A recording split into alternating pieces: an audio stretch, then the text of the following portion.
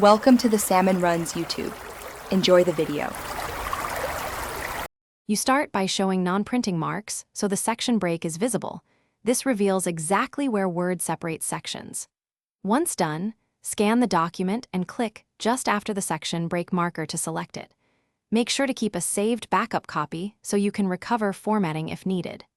If the marker doesn't respond, try clicking immediately before it and use arrow keys to position the cursor for a clean selection. This first step prevents accidental layout loss while preparing to cancel the break.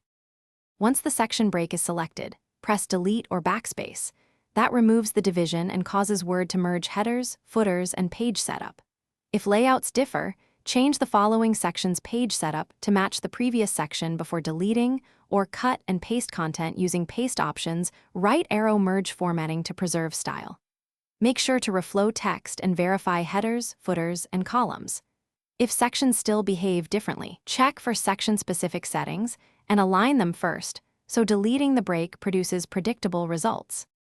Finish by checking headers, footers, and page numbers to confirm continuity. Update fields with F9 if needed.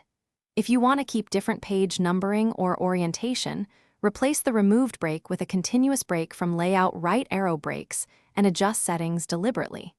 In case deletion causes unexpected layout shifts, revert to your backup and try adjusting page setup values section by section before retrying.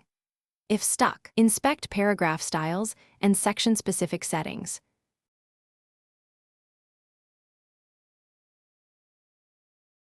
Thanks for watching. Consider subscribing if we helped you.